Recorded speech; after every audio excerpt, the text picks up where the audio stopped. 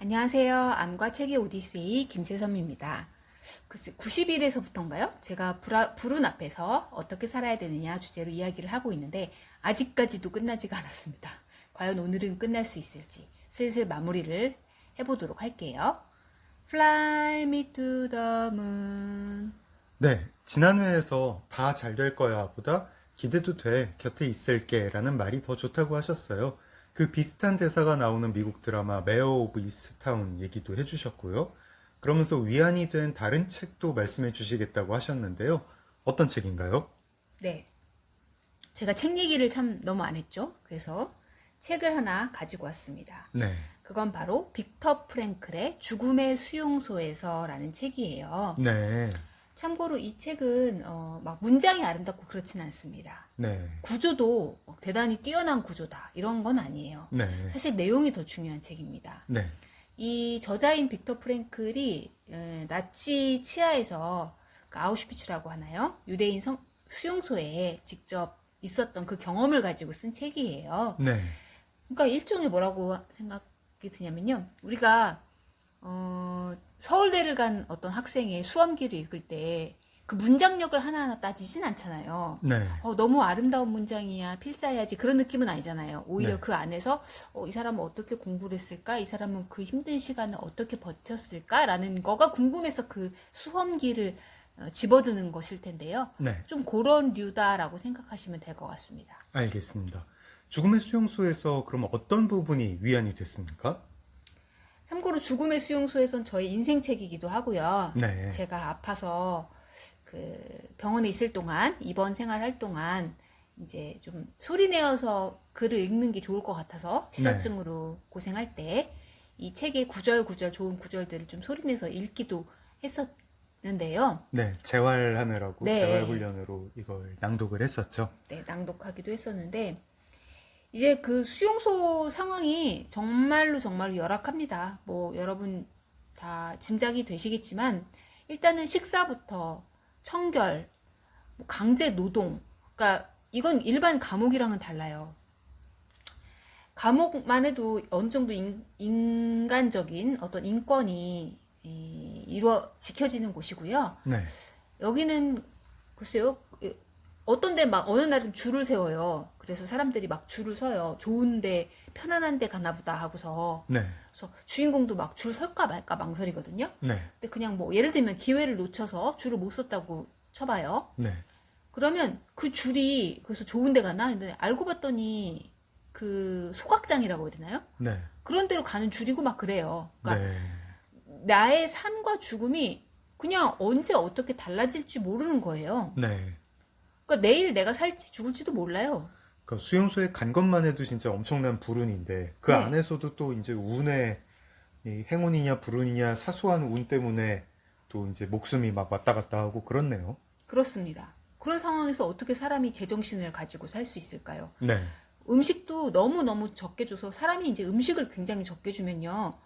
밥 먹는 생각밖에 안 들어요. 네, 우리는 되게 고상한 존재가 아니라서 빵 한 덩어리를 받으면 이제 하루 종일 생각해요. 이거를 언제 먹어야지 제일 배부르게 먹을 수 있을까? 제일 맛있게 먹을 수 있을까? 받자마자 먹어서 그 순간이라도 배를 채우자. 아니야. 아껴 먹어야 돼. 손가락으로 조금씩 조금씩 빵 부스러기를 갉아서 먹어야 돼. 사람마다 이 방식이 다 달라요. 네, 이런 게 되게 절절하게 묘사가 되는데 이제 그걸 보면서 그래도 나는 낫구나라는 생각을 조금 들기도 하지만 사실은 그거 자체가 중요한 건 아니고요. 네,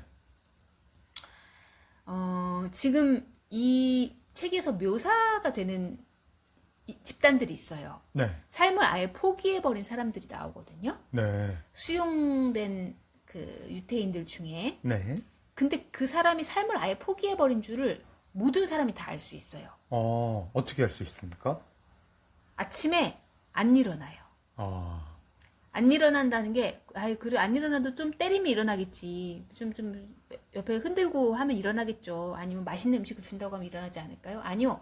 안 일어나요. 누가 어떤 짓을 해도 일어나지 않고요. 네, 그냥 자리에 누워서 아무것도 하지 않고, 만약에 이제 담배를 피우는, 수용자 같은 경우에는 굉장히 자기가 끝까지 아꼈던 담배를 네. 피워버려요. 아, 거기다가 뭐 그 협박 뭐 이런 거 뭐 다 안 통해요. 그 다음에는 어느 정도냐면 심지어 누워서 그 옷 입은 채로 배설까지 해버려요. 네. 그럼 사람들이 딱 알아요. 저 사람이 삶을 포기했구나. 네. 그리고 되게 기가 막히게도 그런 사람은 며칠 있다 곧 죽어요. 네. 그게 우리의 정신과 육체가 바로 연결되어 있진 않잖아요. 네. 근데 이렇게 체념해버리면 바로 마지막으로 내가 이제 가지고 있었던 나의 육체의 어떤 힘이라고 해야 될까요? 네. 그런 게 끊어지는 게 좀 신기하기도 하고 그렇더라고요. 저번에 저희가 그 은퇴한 신경외과 교수님한테 조언을 들을 때 최선을 다해서 살라라는 조언을 들었잖아요. 네, 근데 최선을 다해서 사는 게 어떤 건지는 잘 모르겠지만 그 최선을 다해서 사는 거에 정반대되는 자세가 바로 이거겠군요. 네, 누워서- 체념한 자세. 네. 모든 것을 포기해버린 사람. 네, 알겠습니다. 그래서 저는 그걸 보면서 이렇게 살지는 말아야겠다라는 생각을 했습니다. 네. 근데 이제 뇌 수술을 받고 제가 그 잠시 병원에서 좀 의식이 돌아오지 않아서 사람들을 관찰할 수밖에 없는 기간이 좀 있었거든요. 네. 말도 좀 잘 안 나오고 그럴 때. 네. 그럴 때 다른 사람들을 보면서 굉장히 신기한 어떤 느낌? 그때 신기하다 이런 것도 몰랐는데 그냥 굉장히 좀 특이하다라는 생각을 할 때가 있었어요. 네. 그게 뭐냐면요. 그 사람들이 다 손바닥을 보고 다니더라고요. 저번에 한번 그 얘기를 해주셨었잖아요. 다 손바닥을 보면서 휴대폰 이렇게 멍하니 보고 있더라. 그랬나요? 네네. 아무래도 아직까지 수술 여파가 큰 것 같아요.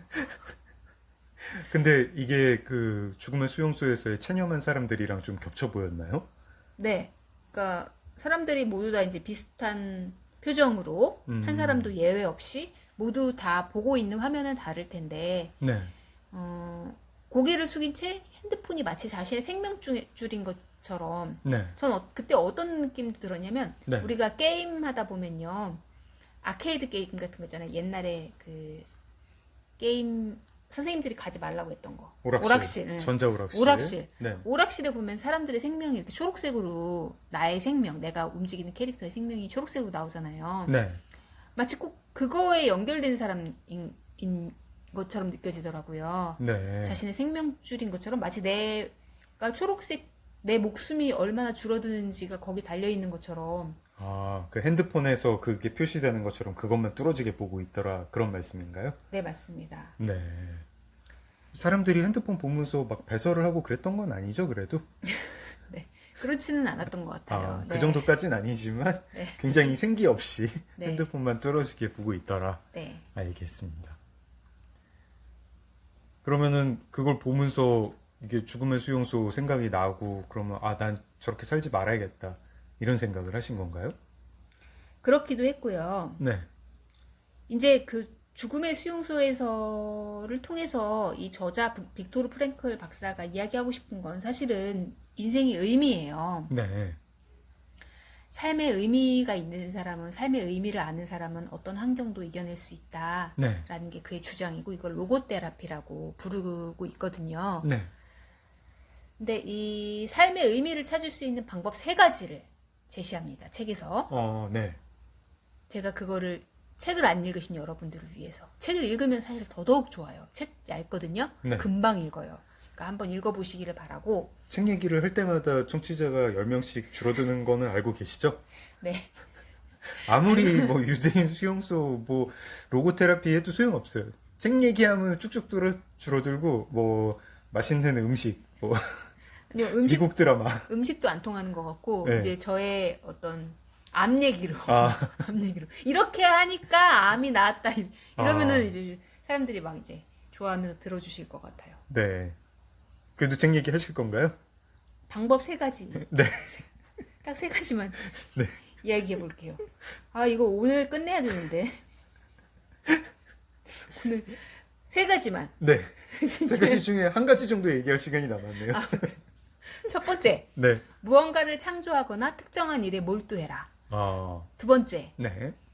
뭐를 경험하거나 사람을 만나라. 아, 사랑을 해라. 네. 3번째, 어떤 피할 수 없는 시련이 있다면 나의 태도, 어떤 태도를 취하기로 결정하는 것이다. 네. 즉, 첫 번째는 몰입, 네. 뭔가에 몰입해서 깊게 들어가는 거예요. 네. 두 번째는 뭐를 체험하는 거, 사랑하는 거, 세 번째는 나의 태도입니다. 그러니까 빅토 프랭클 박사가 유대인 수용소에서 이제 굉장히 극한 경험을 하고 나오면서 삶의 의미로 고통을 치유하는 어떤 정신의학적 치료법을 개발을 한 건데 그게 로고테라피고 로고테라피는 삶의 의미를 찾아야 우리가 고통을 극복할 수 있다 이렇게 얘기를 하는 거죠. 근데 삶의 의미를 찾는 방법 세 가지는 몰입, 체험과 사랑, 태도 이렇게 세 가지군요. 그렇습니다. 네. 아마도 보통 이 이야기를 하면 많이 네. 이렇게 생각하실 거예요. 네. 그래, 몰입. 어떤 내가 좋아하는 일에 깊숙이 몰입해가지고, 네. 응? 내가 목수고, 내가 그림 그리는 사람이고, 그럼 나 몰입하지. 네. 근데 나는 지금 돈 벌려고 시시한 일 하고 있는데, 여기서 네. 어떻게 몰입을 해요? 평범한 직장인이야. 매일매일이 괴로워. 여기서 어떻게 의미를 찾나요? 라고 생각을 하실 거거든요. 네. 두 번째는 이제 경험인데, 경험 때문에 사실 사람들이 이제 일상에서 새로운 경험을 위해서 여행을 많이 요즘 떠난다고 생각해요. 저는 그 여행이라는 것이 왜 네. 이렇게 사람들이 해외여행을 많이 가나 하면 네. 뭔가를 이렇게 체험하고 자신을 발견하고 싶어서 떠나는 것일 텐데요. 그래서 뭐 여행을 갔다 오면 좀 삶의 의미를 좀 찾은 것 같은 느낌도 들고 그런 거군요. 그렇죠. 네. 근데 이제 이 두 가지가 다 불가능한 상황도 있을 수 있잖아요. 네. 예를 들면 내일 제가 사형수입니다. 네. 저는 억울하게 감옥에 들어왔어요. 네.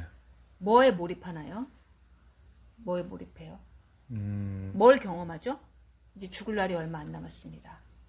그럴 때 교도소 체험? 교도소 체험은 이미 15년 동안 했죠. 아, 네. 내일이 죽는 날이잖아요. 네. 내일이 아니고 일주일 정도라고 쳐봐요. 근데, 독방 체험? 근데 나는 억울하게 여기 왔어요. 네. 어떻게 해요? 나 내 삶의 의미 어떻게 찾아요? 나도 네. 다 알고 있어요. 그런 순간에도 그가 할 수 있는 일은 있습니다. 네. 바로 그 시련에 맞서서 어떠한 태도를 갖는 것이죠. 네. 그 고통을 어떤 식으로 감내하는지 결정하고 그것을 삼키고. 그래서 예를 들면 그 태도를 예로 들자면 네. 만약에 자신이 그렇게 억울한 상황이라면 그런 것들을 어디다 기록을 잘 해 놓는다든지 네. 마지막에 비록 내가 죽어도 나의 이 억울함을 풀어줄 어떤 방법들을 계속 끝까지 추구할 수도 있고요. 네. 자신이 이제 죽기가 다가왔을 때는 아끼던 뭐 담요라든지 뭐 좋게 썼던 물건들을 주위 사람들한테 나눠줄 수도 있고요. 네. 고맙다고 이야기를 할 수도 있고요. 네. 편지를 쓸 수도 있고요. 가족한테. 네. 끝까지 그 사람이 막 그 자신의 방에서 엉엉 우는 것보다 할 수 있는 일들이 끝에까지도 있다는 거예요. 네. 그래서 저도 이런 식으로 생각을 해봤습니다. 아, 그러면은 세섭님도 이 빅터 프랭클 박사의 조언을 실천을 해봐야겠다 이렇게 생각을 하신 건가요? 제가 어떻게 실천했는지 네. 저의 바로 그 방법, 그 네. 방법은 다음 시간에 여러분한테 말씀드리겠습니다. 알겠습니다. 네, 시간 관계상 오늘 방송 여기서 마무리를 할 거고요. 다음 방송에서는 정말로 불행과 불운에 어떻게 하면 맞설 수 있나 저의 비법을 탈탈 다 털어드릴게요. 암과 책의 오디세이 김세섬이었습니다. 여러분 좋아요, 댓글, 구독 부탁드릴게요. Stand by me, Stand by me, darling, darling.